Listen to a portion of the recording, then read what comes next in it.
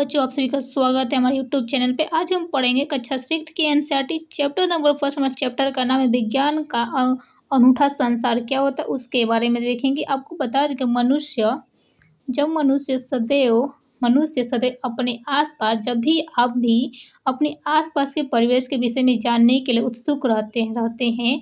बचपन से ही हम अपने आसपास के क्षेत्र के बारे में खोजने लगते हैं और प्रश्न पूछने लगते हैं। विज्ञान के विद्यालय के प्रारंभिक स्तर में पढ़ते हुए आपको बता दें, जब आप 4 या 3 होंगे तो क्या प्रारंभिक स्तर पे पढ़ रहे होंगे। जब 1 2 3 में 4 या 5 में पढ़ रहे होंगे तो अपने आसपास के परिवेश के विषय में पता लगाया होगा कि खोज कर आनंदित हुए होंगे। मध्य स्तर में भी हम अपने आसपास के इस सुंदर विश्व को जानने और समझने की रोचक यात्रा की ओर अग्रसर होते रहेंगे। ठीक है,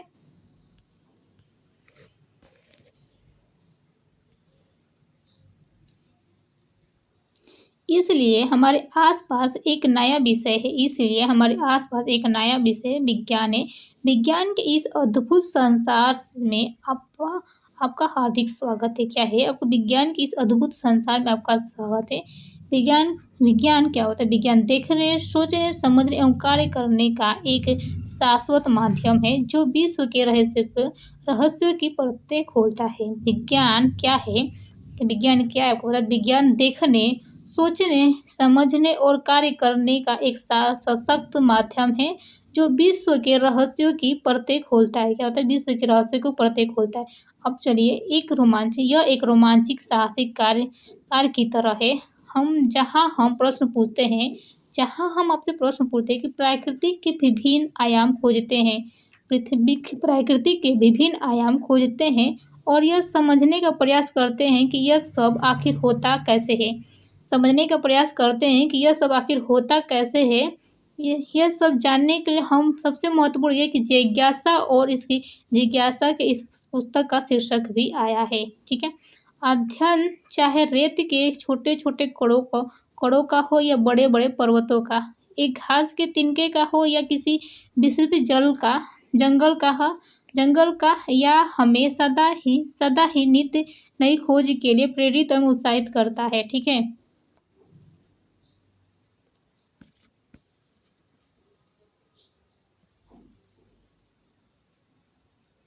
अध्ययन चाहे रेत के छोटे छोटे कणों का हो या बड़े बड़े पर्वतों का, एक घास के तिनके का हो या किसी विस्तृत जंगल का, यह हमें सदा ही नित्य नई खोजों के लिए प्रेरित एवं उत्साहित करता रहता है। आपको बता दें, क्या आपने कभी रात के आकाश में चमकते तारों को ध्यान से देखा है? जब आप छत पे सोते हैं, चाहे गर्मियों के दिन छत पे सोते थे, क्या आपने कभी रात के आकाश में चमकते तारों को ध्यान से देखा है और ये सोचा है कि तारे चमकते क्यों हैं? आपको बता दीजिए, तारे क्यों रात में चमकते, क्यों सोचा है? किसी भी फूल को खिलते देखा है तो आप विस्मित हुए हैं कि कैसे पता चलता है कि ये अब खिलना है। यह सब विज्ञान द्वारा उजागर होने वाले अनेक रहस्यों के कुछ उदाहरण मात्र हैं। अब विज्ञान के बारे में सबसे रोचक बात यह है कि यह सर्वत्र हमेशा होता है। महासागर की गहराई से लेकर, जैसे हिमालय ग्रीन है, ये कैसे ग्रीन होता है, ये सफेद कैसे दिखता है, इसके बारे में कभी सोचा है?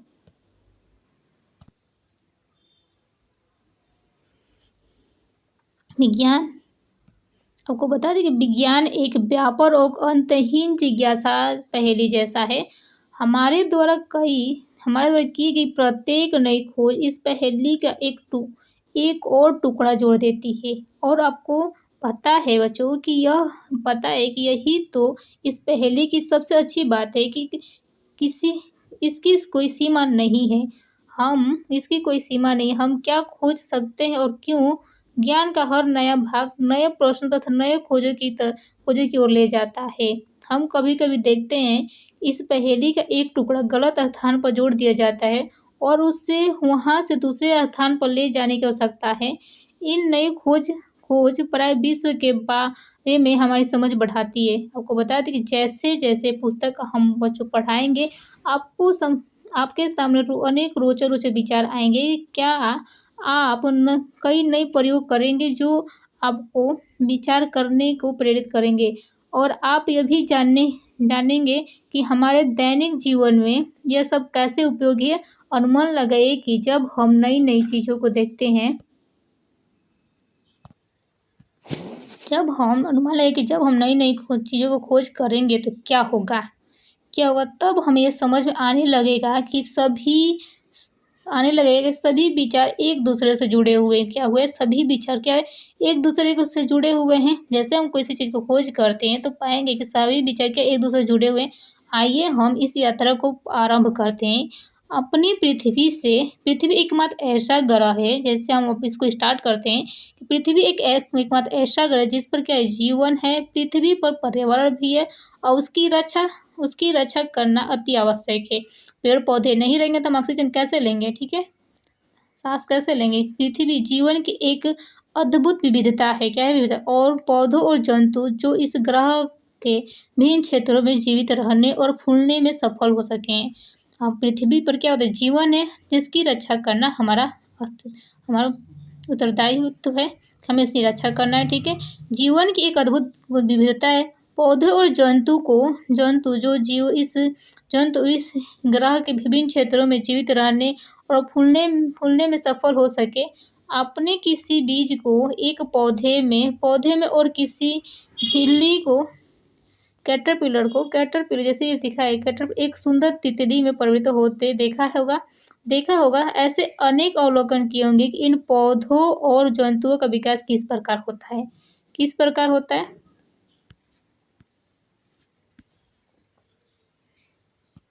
आपको बता दें कि वास्तव में हमारे शरीर की वृद्धि के लिए हमें भोजन की आवश्यकता होती है। आपको बता दें कि वास्तव में हमारे शरीर की वृद्धि के लिए हमें भोजन की आवश्यकता होती है। विशेष रूप से भारत जैसे विशाल और विविध देश में भोजन अत्यंत मनभावन है। बता दें कि विशेष रूप से भारत जैसे विशाल देश में विविध देश में भोजन का अत्यंत मनभावन है। देश भर में विभिन्न प्रकार के स्वादिष्ट पकवान और उनको बनाने की विशिष्ट विधियां भी हैं। बता दें ये सब किससे बनते हैं, हम इसे कैसे पता करेंगे, ठीक है। हमें जीवित रहने के लिए भोजन के साथ साथ जल की भी आवश्यकता होती है बच्चों। जैसे आपको पता है, हम जब तक खाना नहीं खाएंगे तो हम अच्छे से जल खाने से ज़्यादा हमें जल की आवश्यकता होती है। अगर हमें जल समय से न मिले तो हम सांस तड़प कर मर भी सकते हैं। जल एक अत्यंत आनंददायक पदार्थ है। और क्या आप कभी बारिश में दौड़े हैं, भागे हैं, कूदे हैं? क्या आपने कभी सोचा है कि बारिश क्यों और कैसे होती है? आपने कभी बारिश में आपके घर बच्चों जब कभी बारिश होती है तो क्या आपने उस बारिश में दौड़े हैं, भागे हैं, कूदे हैं, यहाँ तक कि अपने नहाए हैं, वहाँ पे बातें किया है इसकी बारिश क्यों और कैसे होती है? क्या आपने ध्यान दिया है कि जल ठंडा करने पर बर्फ बन जाता है और गर्म करने पर उबलने लगता है। क्या आपको पता है, जैसे ही हम जल को एक बोतल में भर कर रखते हैं तो फ्रिज में रखते हैं तो वो क्या होता है, ठंडा करने पर वो बर्फ बन जाता है और गर्म करते तो उबलने लगता है। क्या आपको गर्मी में ठंडा जल पीने या सर्दी में गर्म जल पीने से या नहाने से आनंद आता है? हम गर्म और ठंडे कैसे समझते हैं, चाहे वह जल हो या ज्वर से तपते हैं हमारे शरीर का तापमान। कोई वस्तु कितनी गर्म है क्या ज्ञात करना महत्वपूर्ण है। और फिर हमारे आसपास अनेक प्रकार की वस्तुएं हैं। क्या होती है, हमारे आसपास अनेक प्रकार की वस्तुएं जिस कागज पर हम लिखते हैं, धातु की चाबी, प्लास्टिक का पैमाना, हमारे बॉक्स में मिटाने वाले रबड़, बॉक्स का बंद रखने वाला चुंबक, हमारे पहनने के कपड़े, दूध पीने का प्याला और बहुत सी वस्तुएं जो ये सब किससे बनी होती है और क्या ये विभिन्न पदार्थ से बनी है। हम विभिन्न पदार्थों को एक दूसरे से कैसे पृथक करेंगे, इसके बारे में बताइए। इस पुस्तक की यात्रा में हम जैसे जैसे आगे बढ़ेंगे वैसे वैसे इस पृथ्वी पर विद्यमान प्रत्येक वस्तु के बारे में प्रश्न की एक अंतहीन सी सूची बनती जाएगी। आपको किंतु प्रश्नों की यह सीमा केवल पृथ्वी के लिए ही क्यों हो, हम उससे उससे परे सूर्य, चंद्रमा, आकाश में चमकने वाले लाखों तारों पर भी प्रश्न पूछ सकते हैं। चाहे आपको किसी पत्ती की संरचना के बारे में जानना हो, या हो किसी वस्तु कैसे गति करती है, या यह या कि मूंगफली के छिलके को कैसे अलग करते हैं। इस पुस्तक का प्रत्येक अध्याय आपकी जानने की इच्छा को जागृत करेगा। संभवतः आपके मन में अनेक प्रश्न पैदा करेगा उठता होगा कि चाहे आपने ध्यान न दिया हो, फिर भी आप अनेक प्रश्नों को उत्तर उत्तर अब तक ढूंढते रहे होंगे। कि मान लीजिए बच्चों कि यदि आपकी कलम लिखना बंद कर देती है, तब क्या आप करेंगे? आप शायद अपने अपने पास अपने आप से यह प्रश्न पूछेंगे कि मेरी कलम में लिखना क्यों बंद कर दिया? मेरी कलम ने लिखना क्यों बंद कर दिया?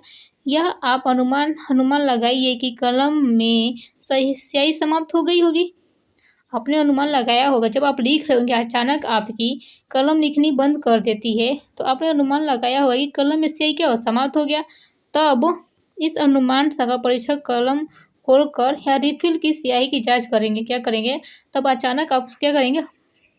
अनुमान का परीक्षण कलम होता है उसको खोलेंगे पीछे से, और रिफिल की स्याही कुछ क्या करें, चेक करेंगे स्याही रिफिल में जो स्याही है खत्म हो गई है, यदि वो खाली है तो आप क्या जानेंगे?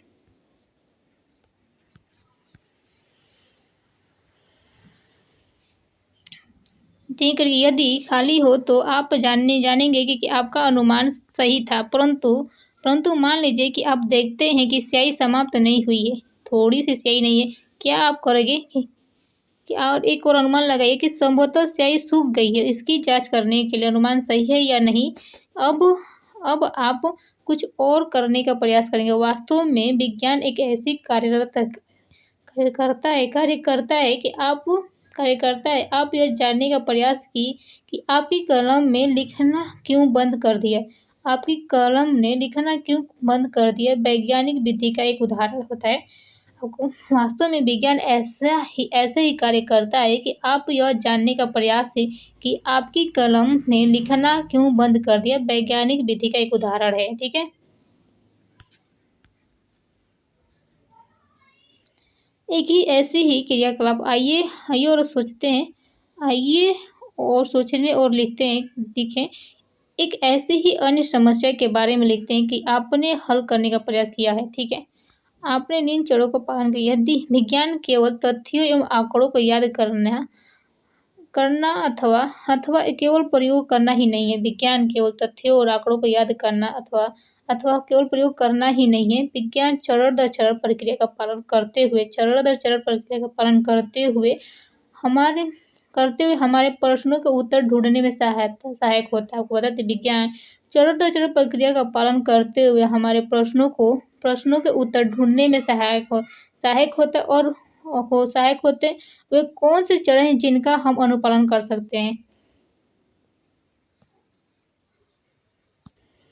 सबसे पहले आपको बता दें कि सबसे पहले हम रुचिकर लगता है कि जिसे हम समझ नहीं पाते हम उसका अवलोकन करते हैं। कोई चीज़ को हम पहले समझ नहीं पाते तो क्या उसको हम ध्यान से देखते हैं।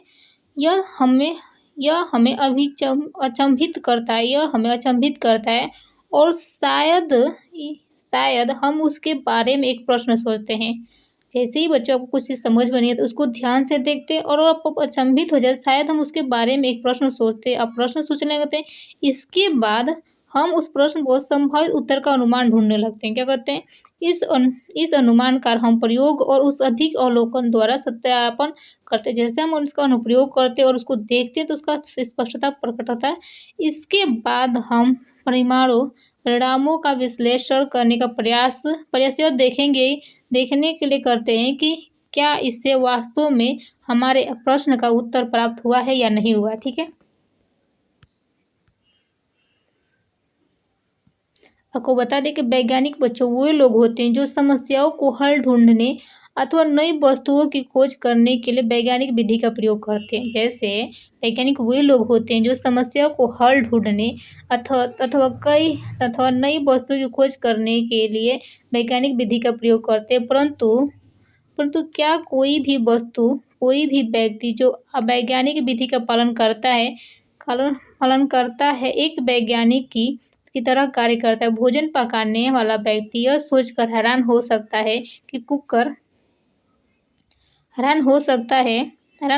है कि दाल कुकर से बाहर कैसे निकलती है। कुकर में बहुत अधिक पानी था।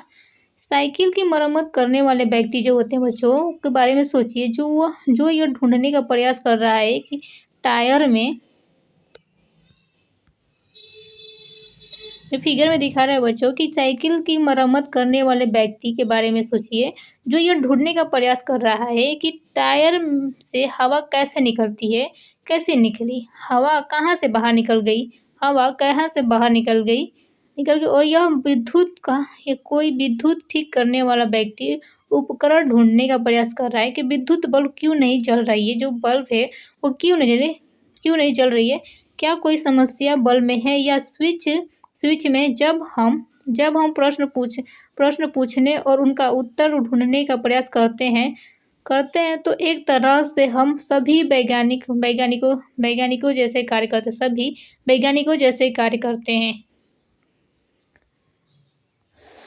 एक क्रियाकलाप आइए और सोचिए और लिख लेते हैं कि जैसे आपको एक और के आपके दैनिक जीवन में बच्चों ऐसी परिस्थिति का वर्णन करें जहां कोई व्यक्ति वैज्ञानिक विधि का अनुसरण करता है। आप दैनिक जीवन की ऐसी एक परिस्थिति का वर्णन करें जहां कोई व्यक्ति वैज्ञानिक विधि का अनुसरण करता हो, उसके बारे में आपको बताना है बच्चों। क्या आपने अनुभव किया है कि हमारे दैनिक जीवन में ऐसी अनेक परिस्थितियां आती हैं कि जहां हम जाने अनजाने में वैज्ञानिक विधि का प्रयोग करते हैं। जाने अनजाने में क्या वैज्ञानिक विधि का प्रयोग करते हैं बच्चों। हम सभी एक सीमा तक वैज्ञानिक विधि का अनुप्रयोग करते हैं, जो हमें हमारी बड़ी समस्या को हल करने एवं ब्रह्मांड के रहस्यों को समाधान निकालने में क्षमताओं को बढ़ाती है। यह समझना आवश्यक है कि विज्ञान को समझने और सीखने के लिए जिज्ञासु होना चाहिए। विज्ञान को समझने और सीखने के लिए जिज्ञासु होना चाहिए और आसपास के वातावरण का अवलोकन करना सर्वोपरि होता है। जब हम जिज्ञासु होते हैं तब हम प्रश्न पूछने लगते हैं, कैसे और क्यों, स्मरण रखिएगा, ठीक है। यह संसार वस्तुओं का एक भंडार है। जहाँ ये जो संसार है क्या वस्तुओं का भंडार है और हम नहीं जानते और भी कितनी वस्तुएं हैं जिन्हें खोजना भी अभी शेष है।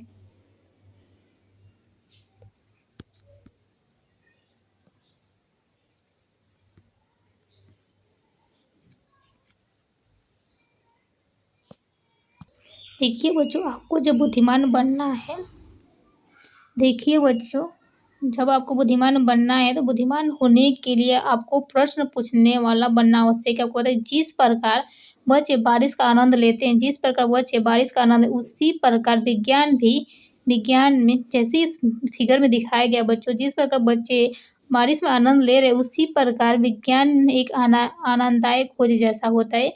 विज्ञान की इस यात्रा को आनंद ले और खोज करते रहे। बता दें, विज्ञान की इस यात्रा को आनंद ले और खोज करते रहे। ब्रह्मांड के अद्भुत रहस्यों के बारे में सोचना कहीं बंद न करें और प्रश्न पूछते रहे। जैसे ही आपको बुद्धिमान होना है तो प्रश्न पूछना आवश्यक होगा बच्चों। क्या आप विज्ञान की इस रोमांचक यात्रा पर निकलने के लिए तैयार हैं?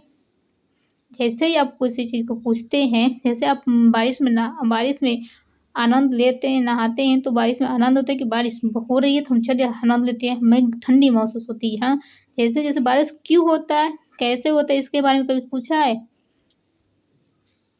प्लीज़ आपको वीडियो कैसी लगा, वीडियो अच्छी लगे तो इस वीडियो को लाइक और शेयर सब्सक्राइब करना ना भूलें।